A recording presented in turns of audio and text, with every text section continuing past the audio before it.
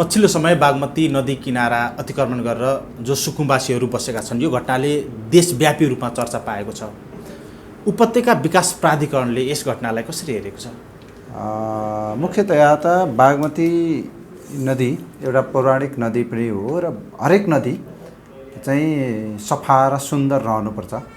अर्को हिसाबले हेर्ने हो भने नेपाल चाहिँ विश्वका मुलुकहरूमध्ये एउटा सुन्दर मुलुक हो र यसको राजधानी अझ सुन्दर हुनुपर्छ, हैन? त्यो कारणले पनि बागमती नदी सुन्दर नभएसम्म राजधानी सुन्दर हुँदैन।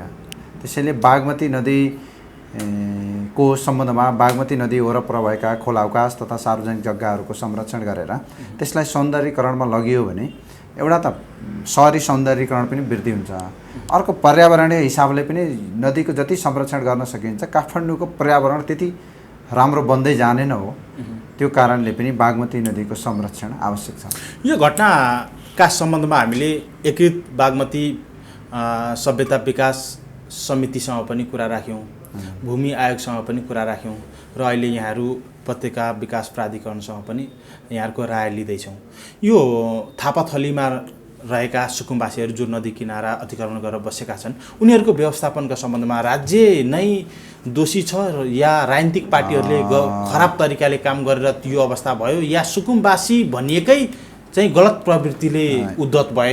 यो अलिकति हिंसात्मक जस्तो पनि देखियो, के कारण यो? हरेक कुरा के हुन्छ भने जब दुईवटै पक्ष बराबर रूपमा जान्छन् त्यसले हुन्छ। राज्य भनेको नागरिकको संरक्षण गर्ने दायित्व हो, सँगसँगै हामीले राज्यका सम्पत्तिको संरक्षण गर्ने पनि हाम्रो दायित्व हो। हामी सार्वजनिक सम्पत्ति प्लस नागरिकको संरक्षण गर्ने पनि राज्यको दायित्व हो। र बागमती नदीको अतिक्रमण गरेर केही चाहिँ बागमती नदीको जुन खोलाअवकाशको एरिया हो त्यस क्षेत्रमा केही घर परिवारहरू अतिक्रमण गरेर बसेको अर्थात् त्यहाँ चाहिँ आश्रय लिएको देखिन्छ। त्यो विगतमा पनि त्यसको केही लगत लिने भनेर बागमती अधिकार सम्पन्न बागमती सभ्यता एकीकृत विकास समितिले त्यसको केही लगत लिएको पनि देखिन्छ। र अब अहिलेको अवस्थामा के हो भने नागरिकले आफ्नो आवासको हकको संवैधानिक हकको खोज्नु, जस्तै त्यहाँ बसेका नागरिकको पनि आवासको हकको त अधिकार छ नि त, उनीहरूले खोज्नु र राज्यले सार्वजनिक सम्पत्तिको संरक्षण गर्न खोज्नु, यो दुईटा बीचको विचारको तालमेल नमिल्दा चाहिँ यो भएको हो। तथापि अब राज्यले त्यस्तै भूमिहीन जुन वर्ग छ, जुन परिवार छन् उहाँहरूको चाहिँ व्यवस्थापनको निम्ति भनेर भूमि आयोगको गठन गरेको छ। पहिचान तथा व्यवस्थापनको निम्ति पक्कै पनि भूमि आयोगको काम कारबाही अपेक्षाकृत रूपमा हुन सक्यो भने यो समस्याको समाधान होला। यहाँले यति भन्दाखेरि बागमती अधिकार सम्पन्न बागमती एकीकृत विकास समिति जो छ यसले गर्नुपर्ने र महानगरपालिकाले गर्नुपर्ने र भूमि आयोगले गर्नुपर्ने कामहरू भयो भने मात्रै यहाँहरूको कामले चाहिँ पूर्णता पाउने रहेछ। जेनरलले हेर्ने हो भने हाम्रो काम भनेको खोला किनारको मापदण्ड निर्माण गर्ने र खोला किनारको मापदण्डमा बनेका अनधिकृत संरचना हटाउनेसम्मको अधिकार हामीलाई छ। तर पछिल्लो चरण बागमती नदीकै सौन्दर्यीकरण र बागमती नदीको व्यवस्थापन चाहिँ अधिकार सम्पन्न बागमती सभ्यता एकीकृत विकास समितिले बागमती नदीसहित उपत्यकाका अन्य नदीहरूको समेत व्यवस्थापन गर्ने भनेर त्यसको स्थापना भएको हुनाले चाहिँ यो कार्य अहिले चाहिँ बागमती सभ्यता एकीकृत विकास समितिले गरिरहेको छ। खोलाको जुन सौन्दर्यीकरण गर्ने, त्यसमा पूर्वाधारहरूको निर्माण गर्ने, सार्वजनिक जग्गाको संरक्षण गर्ने, सार्वजनिक जग्गामा बनेका अवैध संरचनाहरू हटाउने जस्ता काम गरेको छ। अन्ततगत स्थानीय सरकार सञ्चालन ऐनले पनि के भनेको छ भने 2074ले सरकारी जग्गाको संरक्षण गर्ने सम्बन्धित स्थानीय तहको पनि दायित्व हो। फेरि त्यो कारणले पनि महानगरले त्यसप्रति चासो दिनु पनि स्वाभाविक हो र गर्दा चाहिँ समग्रमा हामी हेर्दा के हुन्छ भने राज्यका सबै अङ्गको दायित्व हो भन्ने कुरा यसबाट देखिन्छ। किन स्थानीय तहको पनि दायित्व छ, हाम्रो पनि दायित्व छ।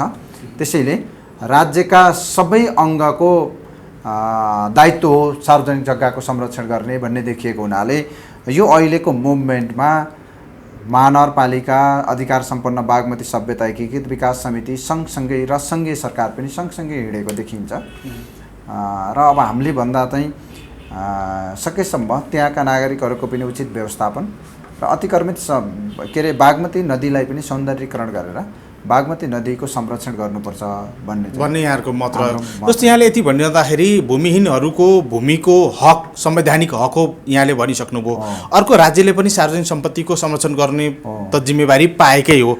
अब यो दुईटा चाहिँ एउटा संवैधानिक हक अन्तर्गतै अगाडि बढ्दै जाँदाखेरि फेरि टक्रावको स्थिति भयो।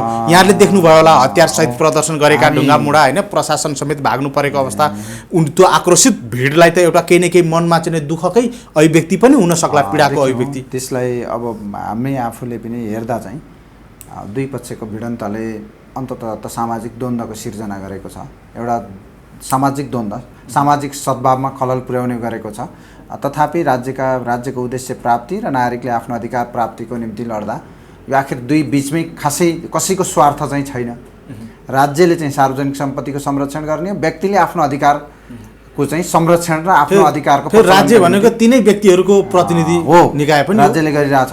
अब अहिलेको कन्टेक्स्टमा मैले अघि भने जस्तै जुन भूमि आयोगले भूमिहीनहरूको व्यवस्थापन गर्ने भनेर जुन एउटा संरचना खडा भएको छ, त्यसले उचित समाधान गरेपछि यसको पक्कै पनि एउटा सोलुसन अर्थात् समाधान निस्केला भन्ने हाम्रो अपेक्षा छ। यहाँले पछिल्लो समय जुन घटना देखियो थापाथली नदी किनारमा, बागमती नदी किनारका चाहिँ सुकुम्बासीहरूले गरेको प्रदर्शन होइन, राज्यका निकायहरूले गरेको गतिविधि र त्यहाँको मुठभेडको अवस्था देख्नुभयो। त्यस पछाडि यहाँहरूले जुन यहाँको जिम्मेवारीमा रहनुभएका चाहिँ सरकारवाला निकायहरूको छलफल अब कसरी अगाडि बढ्ने, अब त्यो बस्तीलाई कसरी व्यवस्थापन गर्ने? बागमती नदी किनारलाई खाली गराउनका निम्ति अधिकार सम्पन्न बागमती सभ्यता एकीकृत विकास समिति र काठमाडौँ महानगरपालिकाले अगुवाई गरेको हुनाले अहिले मुख्यतया तिनै एजेन्सीहरूले चाहिँ त्यसको समन्वय सहकार्य गरेर त्यसलाई कसरी खाली गराउन सकिन्छ भनेर गरिरहेका छन्।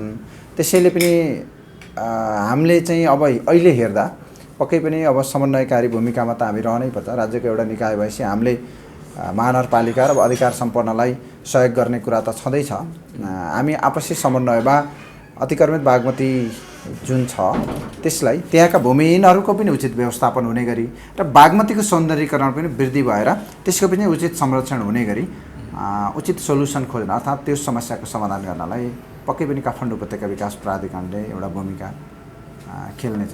अब यहाँनिर जो साँच्चैका सुकुम्बासीहरू हुन् उनीहरूलाई न्यायोचित व्यवस्थापन गरिएन भन्ने कुरा आएको छ। जो सुकुम्बासीको खोल ओढेर राज्यको सम्पत्ति अतिक्रमण गर्न उद्यत रहने समूह समेत सुकुम्बासीको भिडमा मिसिएका छन् भन्ने कुराहरू पनि आएको छ। राज्यकै निकायहरूबाट काम पनि नभएका कुराहरू, आयोगहरू 2048 साल पछाडि चाहिँ दर्जनौँ आयोगहरू बनिसके, अरबौँको खर्च पनि भइसक्यो त्यही सुकुम्बासी व्यवस्थापन गर्नकै लागि, तर परिणाम शून्य अवस्थामा जस्तो देखिन्छ अहिले। परिणाम त यो घटनाले त लगभग शून्यमै जस्तो त देखाइदियो। अब यस कारणले गर्दा तपाईँहरूको कार्य सम्पादनको चाहिँ गतिलाई त ब्रेक लगायो या चाहिँ अवरोध गर्यो नि, होइन? पनि भन्न मिल्दैन। के हो भने राज्यले सुकुम्बासीहरूको व्यवस्थापन गर्न अर्थात् भूमिहीन अहिलेको अवस्थामा भूमिहीनहरूको व्यवस्थापन गर्न थुप्रै प्रयास गर्यो र थुप्रै भूमिहीनहरूको व्यवस्थापन पनि गर्यो। जस्तै काठमाडौँका पनि केही ठाउँ बाहेक केही त व्यवस्थापन गर्यो। बागमती किनारकै केही टहराहरू विगतमा चाहिँ हटाएर उनीहरूको उचित व्यवस्थापन पनि गर्यो। राज्यले पहल नगरेको भन्ने चाहिँ होइन। अनि अर्को बिचमा चाहिँ सुकुम्बासीहरूको व्यवस्थापन गर्न भनेर केही चाहिँ अपार्टमेन्टहरूको व्यवस्थापन गर्ने भनेर पनि राज्यले एउटा सोच बनाएको हो, तर त्यो त्यति प्रभावकारी हुन सकेन। त्यसैले राज्यले गर्दै नगरेको भन्ने चाहिँ होइन। अब यो कस्तो हुन्छ भने हरेक घटना आउँदा बित्तिकै त्यसका नेगेटिभ र पोजिटिभ थट आउँछन्, भनेको त्यसका दुईवटा धारणा निस्किन्छन्। त्यसमा के हो त भन्दा सकारात्मक र नकारात्मक धारणा एक थरी अब हो या होइन, त्यहाँ चाहिँ भूमिहीन नभइकन पनि मान्छे आएर बसेका छन् भन्ने एउटा हुन्छ। त्यो चाहिँ हामीले एउटा चाहिँ पर्सेप्सन गर्ने, हामीले सोच्ने विषय रह्यो। तर त्यसको वास्तविक अध्ययन गर्ने हो होइन भन्ने त भूमि आयोगको गठन भइसकेको छ। त्यसले जब डाटा कलेक्सन गरेर विवरण तयार गरिसकेपछि एउटा प्रतिवेदन तयार गर्ला, त्यसपछि भूमिहीन हुन् या होइनन् भन्ने कुराको त बाहिर आइहाल्छ। त्यसैले अहिले नै हामीले यसलाई फलानो चाहिँ भूमिहीन हो, फलानो चाहिँ भूमिहीन होइन भनेर वर्गीकरण गर्ने बेला छैन। भनेपछि त भूमिहीन हुन् कि होइनन् भन्ने कुरा निर्कुल नगरिकनै महानगरपालिकाले आफ्नो काम अगाडि बढाउनु त अलि न्यायोचित या चाहिँ प्रक्रियागत भएन जस्तो पनि देखिएछ। महानगरपालिकाले पहिलो कुरा त महानगरपालिकाले चालेको कदम भनेको सार्वजनिक जग्गाको संरक्षण गर्नका निम्ति चालेको कदम हो महानगरले, हाम्रो दृष्टिमा देख्दा। त्यसैले महानगर पनि कुनै पोइन्टमा गलत छैन। होइन। महानगरले त के हो त भन्दा उसको दायित्व सार्वजनिक जग्गा संरक्षण गर्ने हो, उसले सार्वजनिक जग्गा संरक्षणका निम्ति कदम चालेको हो।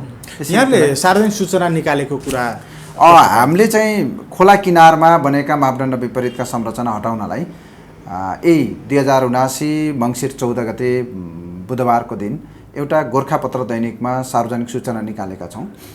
35 दिनभित्र अवैध रूपमा जुन मापदण्ड विपरीत नक्सा पास विपरीत बनेका जुन संरचनाहरू छन् तिनलाई चाहिँ यथाशीघ्र हटाएर सोको जानकारी प्राधिकरणलाई उपलब्ध गराउन भनेर हामीले गरेका छौँ। त्यो के महानगरपालिकालाई होइन महानगरलाई होइन, हामीले सोझै चाहिँ पब्लिकलाई चाहिँ सबै काठमाडौँवासीलाई सूचित हुने गरी हामीले सूचना निकालेका छौँ। हाम्रो मापदण्ड र हाम्रो ऐनलाई टेकेर काठमाडौँ उपत्यका विकास प्राधिकरण ऐन 2045 ले दिएको अधिकारलाई प्रयोग गरेर हामीले त्यो सूचना जारी गरेका छौँ। नदी अतिक्रमण गरेर बस्ने अब नदीहरूलाई पनि लक्षित भन्दा पनि नदी किनारमा छोड्नुपर्ने मापदण्डभित्र बसेका बस्तीहरूलाई पनि आफ्नै स्वविवेकले हट्न भनेर हामीले गरेका छौँ।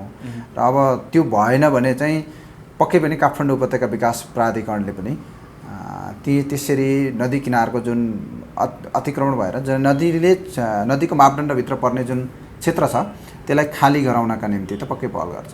फेरि प्रशासन त्यसै गरी जाँदाखेरि महानगरपालिकामाथि नै सुकुम्बासीहरूको आक्रमण जस्तै फेरि त्यो दुईटा कुरा हुन्छ। एउटा द्वन्द्वको हिसाबबाट खाली हुन्छ, एउटा चाहिँ वार्ताको हिसाबबाट खाली हुन्छ। त्यो कारणले अहिले नै हामी के पर्सेप्सन गरौँ, हिजोको जे कन्डिसन छ त्यही माध्यमबाट खाली हुन्छ भन्ने पर्सेप्सन नगरौँ। उहाँको त्यहाँको जुन भूमि उनीहरूको एउटा ती परिवारहरूको उहाँको प्रतिनिधि हामी महानगर सबै बसेर एउटा वार्ताको माध्यमबाट समस्याको समाधान हुन पनि सक्छ नि। त्यो कारणले हामीले अहिले नै के नसम्झ्यौँ भने यो मुठभेडबाटै त्यसको समाधान गर्न प्राधिकरणले खोज्यो अथवा महानगरले खोज्यो भन्ने चाहिँ पर्सेप्सनमा नजाउँ।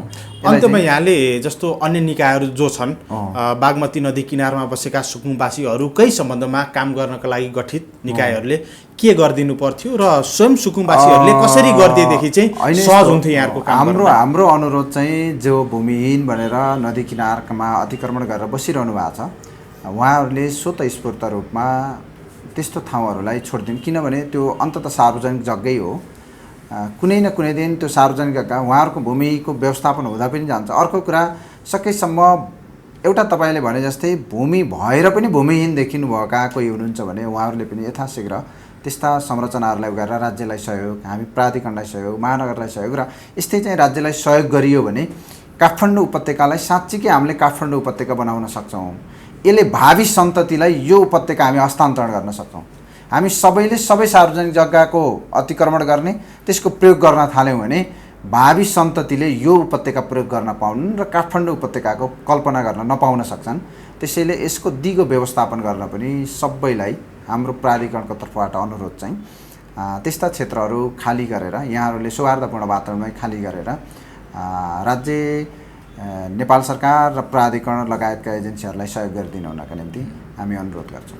भनेपछि यहाँले देशकै राजधानी काठमाडौँको कुरूपताले राष्ट्रकै अन्तर्राष्ट्रिय बेइज्जत हुन्छ, यसका लागि सम्बन्धित सरकारवाला सबैले मनन गरिदिउन्, राज्यका निकाय हुन् या चाहिँ स्वयं सुकुम्बासीहरूले भन्ने नि यहाँको अन्तिम आजको व्यवस्थामा जब राजधानी राम्रो भयो भने यसले विश्व व्यवस्था राम्रो हुन्छ, हामी राम्रा हुन्छौँ र हाम्रो नागरिकहरूको नेपालीहरूको पहिचान राम्रो हुन्छ। त्यो कारणले पनि यो फर्स्टले हरेक मान्छे आउँदा टेक्ने ठाउँ हो, चाहे विदेशी होस् चाहे स्वदेशी होस्। राजधानी भनेको एउटा सपनाको सहर हो। त्यसैले यो सपनाको सहरलाई हामी जुन कोणमा विकास गर्ने भनेका छौँ त्यो कोणमा विकास गर्नका निम्ति अतिक्रमण गरिएका अर्थात् सार्वजनिक जग्गालाई बनेका घर टहरा जे छन् त्यसलाई चाहिँ हटाइदिएर यहाँहरूले सहयोग गरिदिनका निम्ति हामी सम्पूर्ण वर्गहरूमा अनुरोध गर्छौँ। समय दिनुभयो, धन्यवाद।